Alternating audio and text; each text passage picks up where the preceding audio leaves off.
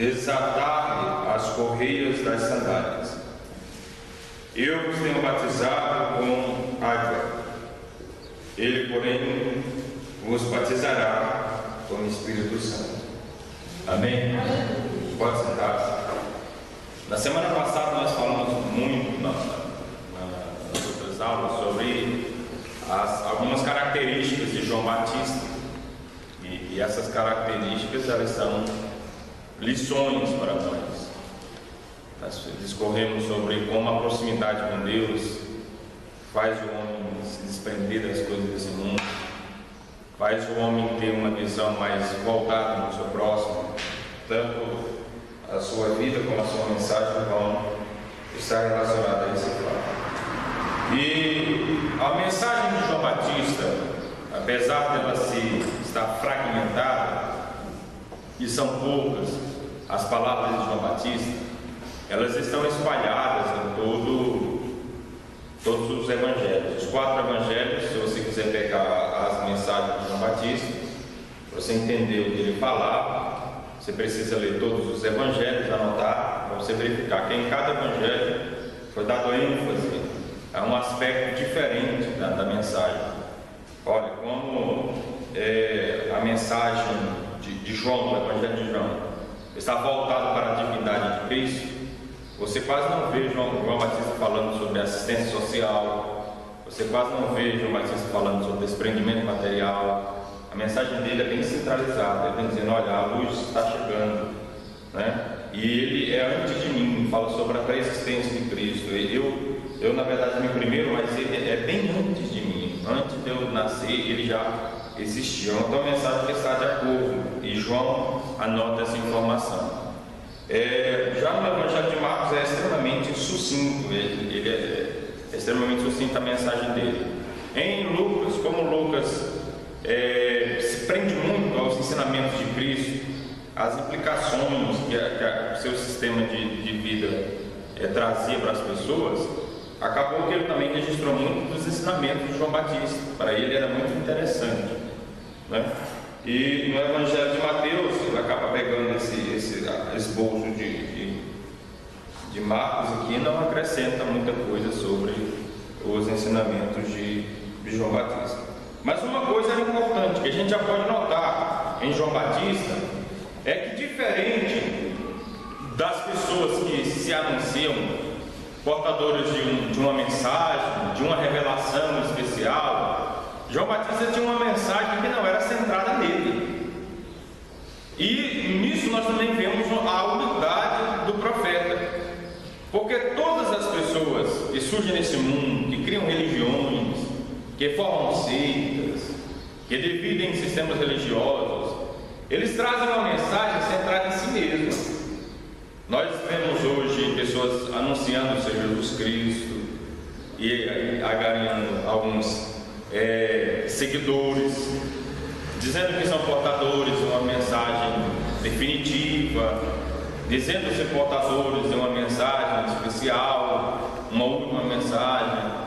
E João Batista surge, e no contexto em que ele atrai grandes multidões, ele poderia desenvolver uma mensagem voltada para ele mesmo. Então vocês verificam a importância da vida de João Batista ser vivida com humildade, porque João Batista conseguiu juntar uma grande multidão. A Bíblia diz que a região toda da Judéia foi tocada por sua mensagem. Ele agitou aquela região onde o Jordão passava, ele agitou toda aquela região. As pessoas começaram a reconhecer em João Batista a figura de um profeta. Eles saíram para o deserto. Jesus inclusive disse isso: vocês foram para o deserto buscar alguém, vocês foram ouvir a mensagem desse alguém. Vocês saíram das suas casas e foram para um lugar ermo para ouvir uma mensagem. Tamanho impacto da vida de João Batista naquelas pessoas. Então ele poderia desenvolver uma mensagem, porque isso é muito tentador. O efeito da fama, o efeito do sucesso, isso é notório quando muitas pessoas começam pregando a Cristo, mas com o passar do tempo param de pregar a Cristo e começam a pregar a si mesmo. Eu sou aquilo, eu faço isso, eu que tenho esse dom, eu que sou especial, que Deus que me chamou desde o ventre da minha mãe, eu sou uma pessoa extremamente especial, vocês fiquem comigo, vocês vão se dar bem. E isso acontece muito nos nossos dias. É o efeito que o sucesso, o efeito que ser reconhecido pelas outras pessoas traz no coração das pessoas. João Batista, no auge do seu sucesso ministerial, ele trazia uma mensagem que tirava o foco de si mesmo. Ele dizia: vem outra pessoa após mim, vem alguém diferente de mim, e a minha relação com ele, vocês imaginam um grande profeta que atraiu uma grande multidão, veja a humildade dele, a minha relação com ele é pior do que uma relação de escravo. Ele diz aqui, olha, aquele que vem após mim é tão poderoso, é mais poderoso do que eu, e eu não sou digno nem de desatar as sandálias dos seus pés. Veja a posição de humildade que João Batista se colocava. Porque esse serviço de quando o Senhor chegava no campo, chegava de viagem, os judeus, eles não gostavam de fazer esse tipo de serviço. Para eles eram extremamente humilhante esse tipo de serviço.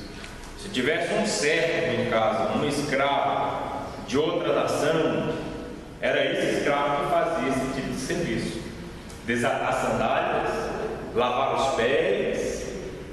Mas João Batista se coloca numa condição pior do que essa. Ele diz: eu não sou nem digno de desatar as sandálias dos seus pés. Então isso é extremamente importante, reconhecer o seu ministério que Deus te deu, onde Deus te colocou. Porque muitas vezes Deus chamou alguém para levar uma mensagem diferenciada, uma mensagem poderosa. Só que tem pessoas que Deus chamou para preparar o caminho para essas pessoas. Nós vimos isso. Ninguém quase ouve falar sobre Barnabé. Nós tivemos uma lição tentando resgatar a figura desse homem que a gente quase não escuta, mas foi o discipulador do apóstolo Paulo, irmão. Barnabé foi a pessoa que primeiro discipulou o apóstolo Paulo. Depois de algumas instruções de Ananias, que orou por ele, que batizou o apóstolo Paulo, Barnabé é aquele que segura nas mãos de Paulo e vai apresentando Paulo e vai ensinando algumas coisas para Paulo, até que Paulo deslancha através da graça de Deus. E Barnabé, a gente olha assim em termos de influência no cristianismo, ele foi alguém que foi usado por Deus para ajudar alguém que seria grande. Às vezes a gente vai ser assim também. Às vezes a gente pensa que a gente vai ser grande, que Deus vai nos usar, mas na verdade a gente está preparando pessoas para serem grandes. Eu acho interessante que durante essa caminhada na fé, eu já ensinei pessoas, por exemplo, na área musical, que se tornaram melhores do que eu. Né? Que a gente incentiva, que a gente coloca e dá uma diretriz, e a pessoa desenvolve uma vocação tão grande que a pessoa ensina a gente. Isso é a coisa mais natural do mundo.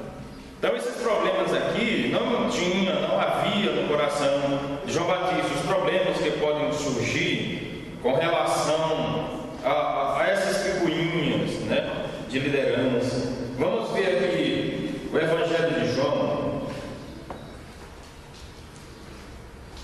Vamos ver aqui no Evangelho de João.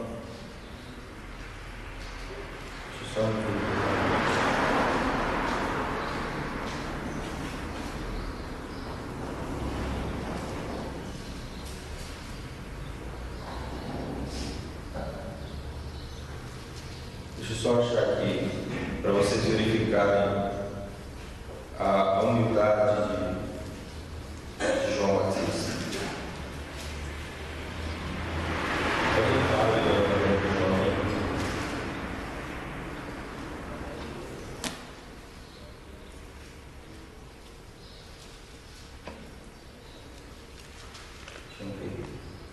Capítulo 3. Capítulo versículo 22. Isso é comum. Quando a gente não desenvolve esse sentimento no coração da gente, de querer ser grande ou maior que o outro, sempre tem alguém menos crescido espiritualmente no nosso círculo de amizade que quer nos incentivar. Depois disso, Jesus foi com seus discípulos para a terra da Judéia, permaneceu com eles e batizava.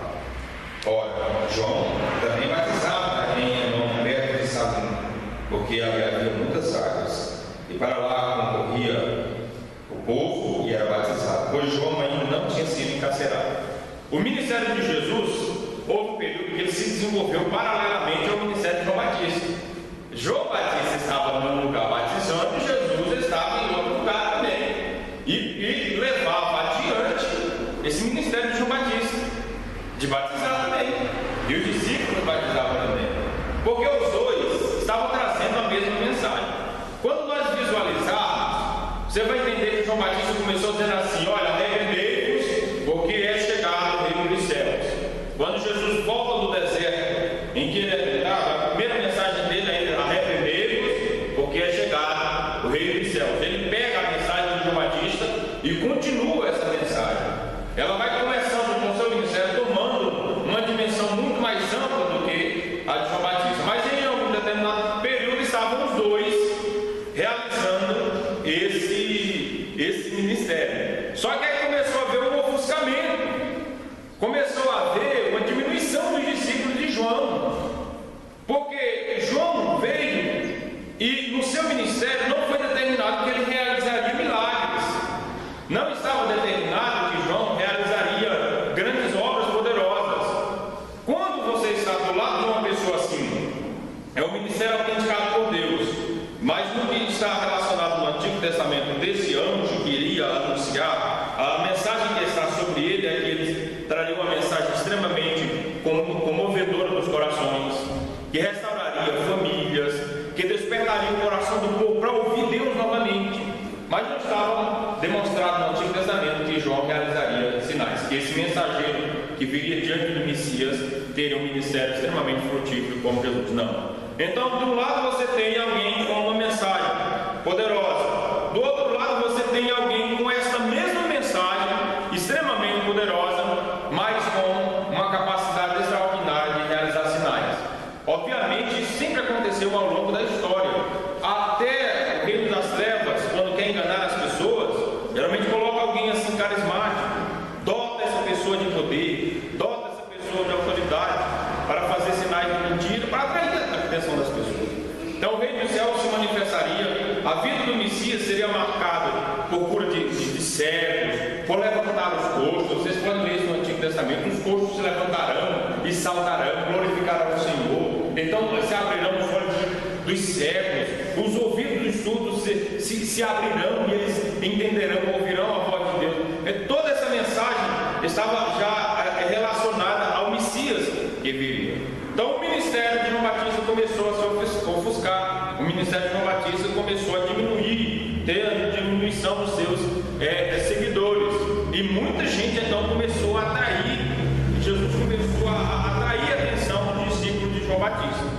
Então isso gera, das pessoas menos crescidas espiritualmente, gera um sentimento de tristeza, de inveja, e quiseram desenvolver isso em João. Olha aqui: ora, entre os discípulos de João e os judeus suscitou-se uma contenda com respeito à purificação, e foram ter com João e disseram: mestre, aquele que estava contigo além do Jordão, e do qual tu tens dado testemunho, está batizando, e todos lhe saem ao encontro.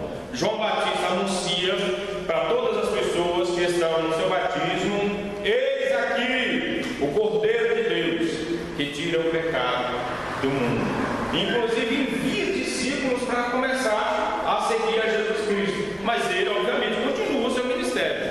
Se Deus não falou pare, ele não vai parar, ele continua o seu ministério. Mas o que é que acontece? Respondeu João: diz, o homem não pode receber alguma coisa se do céu não lhe for dado. Um ministério tão potente como era o ministério de Cristo, atraindo as multidões e desenvolvendo a mesma mensagem de João Batista, não poderia ser de outro lugar senão do céu. E vocês mesmos dizeram: sou testemunho do que eu vos disse, eu não sou o Cristo, mas fui enviado como seu antecedente, como seu precursor. A função de João Batista era desenvolver no coração daquelas pessoas a expectativa. Ele vem, então todo mundo ficava. Nós precisamos de João Batista também para desenvolver esse tipo de expectativa no coração do povo hoje, de que Cristo está voltando. Ele vai voltar e precisa achar o povo preparado, então precisa de pessoas como João Batista.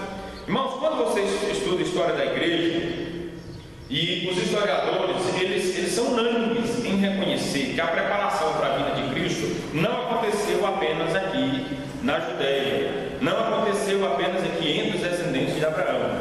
As pessoas reconhecem que o impacto que a filosofia grega teve para preparar o coração das pessoas para buscar algo diferente. As pessoas reconhecem o impacto que inclusive o Império Romano teve, unificando aquele mundo mediterrâneo, uma língua universal, onde as pessoas poderiam se comunicar. As pessoas reconhecem que isso tudo foi preparação, ou seja, é como se fosse Deus usando todas aquelas nações para preparar o coração das pessoas. Havia inclusive profecias, isso está registrado na história, profecias de que nasceria um homem diferente, profecias, as profecias sibilinas dos romanos, que nasceria um homem diferente, que governaria o mundo. Algumas pessoas atribuíram essas profecias a César, por isso que ele consegue ter aquele status de Deus, de um ser divino. César é o Augusto, é o divino, e as pessoas adoravam César por causa dessas profecias de que nasceria um homem diferente. A conjuntura exigia um homem diferente. A situação de caos, as pessoas sem paz na sua alma, as religiões já não satisfaziam o coração das pessoas, as pessoas queriam algo mais.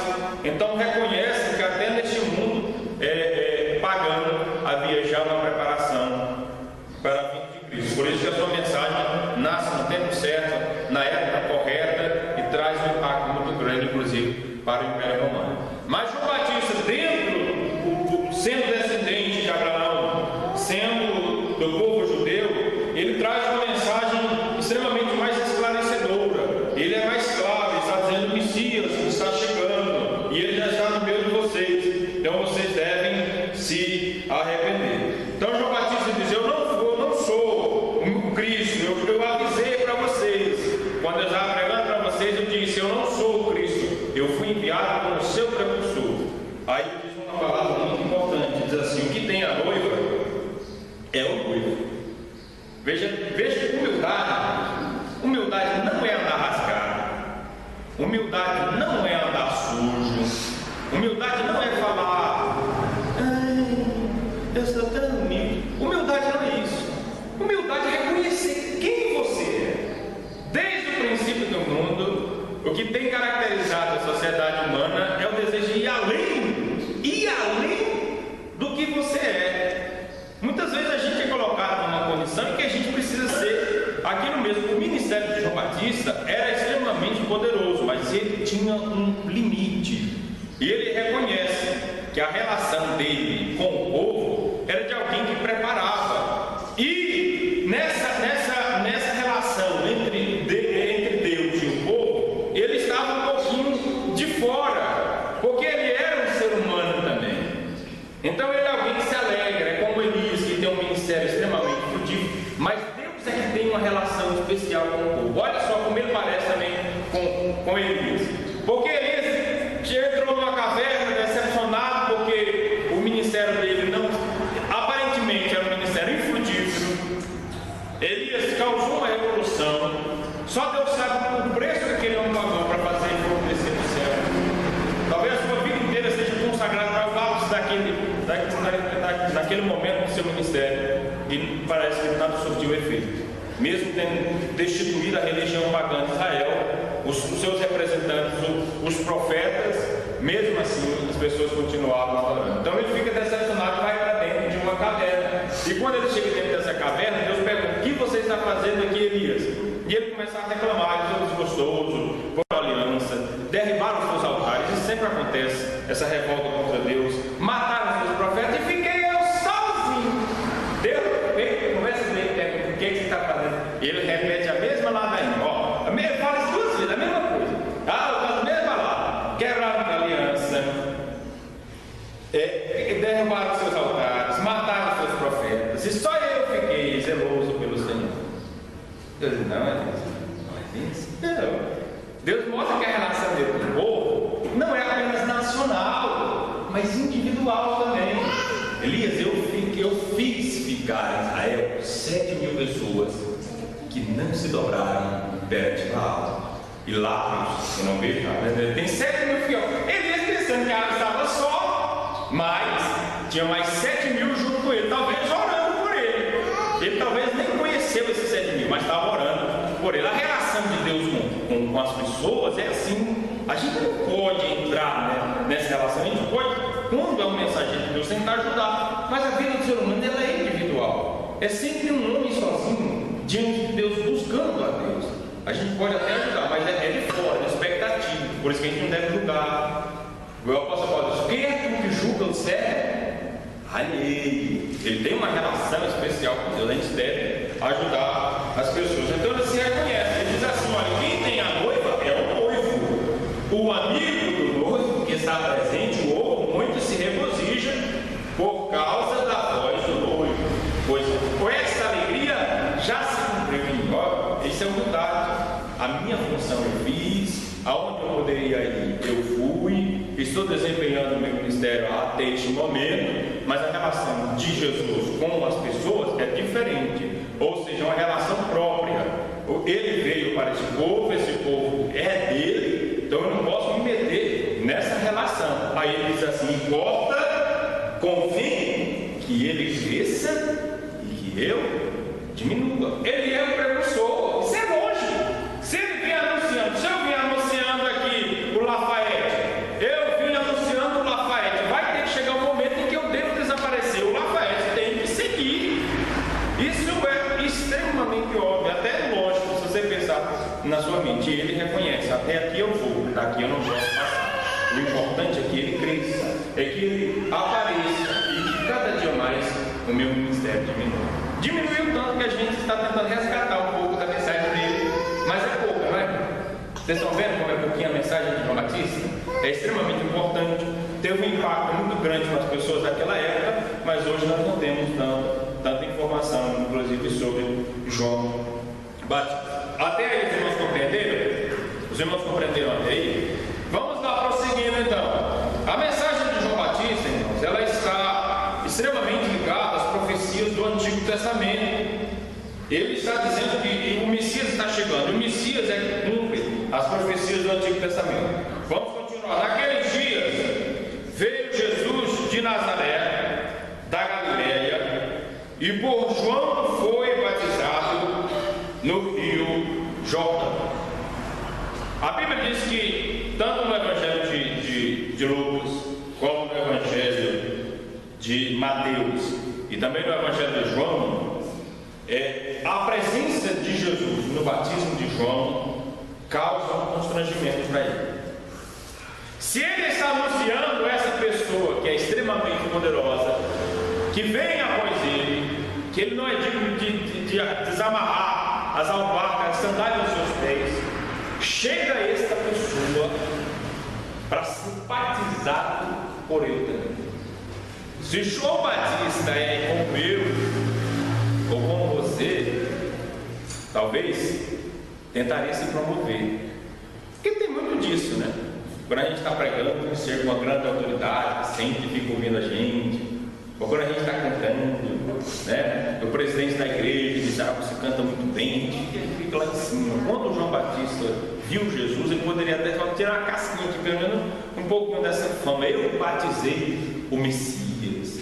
João Batista não reconhece e diz: Senhor, eu preciso ser batizado por ti. Por que tu vem? Ele reconhece a menina. Isso é humildade, é se pôr na posição de um coração desprendido, irmão. Nós precisamos aprender com João Batista. No Evangelho de Mateus, vocês vão ver Jesus dizendo assim: é necessário que se cumpra toda a justiça. Irmãos, olha só, para vocês entenderem, isso já é um desenvolvimento teológico. um pouco mais tardio, que Paulo desenvolve, mas eu preciso que vocês leiam essa informação aqui. Gálatas, capítulo 4, versículo 4. Gálatas, capítulo 4, versículo 4. Enquanto que outra pessoa vai ler em Mateus, capítulo 5, Mateus, capítulo 5, versículo 17 e 18. Alguém pode ler Gálatas, capítulo 4, versículo 4? Mas, pela plenitude dos tempos, Deus enviou o seu Filho, nascido de mulher, nascido sobre a lei. Olha só que importante isso aí. Jesus nasce no momento em que a lei ainda está vigorando. Jesus ele é circuncidado, a sua mãe passa pelo período de purificação que a lei determinava, né? Ele nasce sobre a lei, vem cumprir a lei, não da forma como as pessoas entendiam os ensinamentos orais que foram acrescentados, as informações que foram acrescentadas, não, ele vem cumprir a lei da forma como ela deveria ser cumprida. Então Jesus reconhece a autoridade da lei, ele nasce sobre isso, e ele vai agradar o Pai exatamente porque ele é aquele que cumpre a lei como a lei deveria ser vivida, e ele agrada o Pai exatamente por causa disso. E ele agrada de uma forma tão perfeita que nunca cometeu nenhuma falha. Aí essa capacidade dele de não ter cometido nenhuma falha, além dessa sua relação de que ele é Deus e ao mesmo tempo é homem, é que faz com que eu e você seja justificado. É como se a gente pegasse um pouquinho da justiça dele. Nós nos aproximamos de Deus hoje por causa da justiça de Cristo. Ele é tão perfeito que ele dá um pouquinho para mim e para você, Vanessa, que ele nos dá esses status. Ele, como nosso representante humano, é tão perfeito que nós chegamos diante de Deus confiados nele. Tem uma expressão que diz assim: ninguém vai subir, né? Nenhuma pessoa vai subir agarrado na barra da roupa de outra pessoa, não é? Tem essa expressão? Ninguém vai ser salvo, né? Agarrado na saia da sua mãe ou agarrado na saia do seu pai. Isso em âmbito humano, irmãos. Mas a salvação em Cristo é exatamente isso: é a gente agarrado nas vestes dele e sem largar, é a gente pendurado nele, ele que sobe, a gente vai junto. Se a gente depende, isso é o que significa fé, é confiar que ele é tão perfeito, é confiar que ele agradou tanto ao Pai que ele nos transfere essa sua perfeição. É mais ou menos assim, parafraseando, o que significa mais ou menos a justificação. Por que Deus hoje tem nos considerado como pessoas salvas? Então, capítulo 5 de Mateus, versículo 17, o que é que diz aí? Não pensem que vim abolir a lei ou os profetas. Não vim abolir, mas cumprir. Digo-lhes a verdade: enquanto existirem céus e terra, de forma alguma desaparecerá da lei a menor letra ou o menor traço, até que tudo se cumpra. Esse se cumpra, como nós conhecemos hoje, ele não retrata perfeitamente nem a palavra hebraica e nem a palavra grega que foi escrito no Novo Testamento. Irmãos, vamos dizer aqui, mais ou menos para vocês entenderem. Esse se cumpra tem que haver com encher. Aqui não vai dar para fazer esse exemplo, mas tem que haver com encher. Existem profecias no Antigo Testamento que elas tiveram um cumprimento parcial. Que ela cumpriu-se até aqui, ela cumpriu-se até aqui. Não vai dar para a gente ter um exemplo porque alguém bebeu a água toda. Aí vocês têm mais ou menos essa expressão, tá? A palavra tanto do hebraico, não dá para vocês não dá para os irmãos dá para eles, tá? A palavra hebraica tem a ver com o que? A profecia se cumpriu mais ou menos até aqui, olha. Então a lei teve seu cumprimento até aqui. Então Jesus ele vem para cumprir, que é trazer, olha, um pouco mais. Depois nós pegamos esse bebedor de água. Trazer um pouco mais. E este encher, esse transbordar, chegar ao local definitivo, é que significa se cumprir. Então Jesus veio para ser o cumprimento da lei. Jesus veio para ser aquele que enche a lei, que dá sentido à lei. E ele nasce sobre a lei mas ele enche a lei. Olha só, Romanos capítulo 10, versículo 4. A lei apontava para um futuro, para um cumprimento. Vamos lá. Romanos capítulo 10, versículo 3. Porquanto, desconhecendo a justiça de Deus, Paulo está falando sobre os judeus, e procurando estabelecer a sua própria, não sujeitaram à justiça que vem de Deus. Porque o fim da lei é quem? É o quê? É Cristo, para todo aquele que crê. Ele que é o cumprimento da lei. Então, quando ele, irmão, se submete à lei, ele reconhece os profetas do Antigo Testamento. Jesus faz citação dos profetas do Antigo Testamento. Jesus faz muita citação sobre Moisés.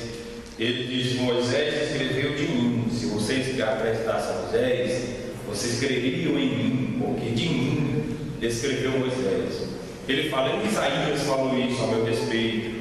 Isaías falou isso a respeito dessa situação que nós estamos vivendo. Então ele vem cumprir exatamente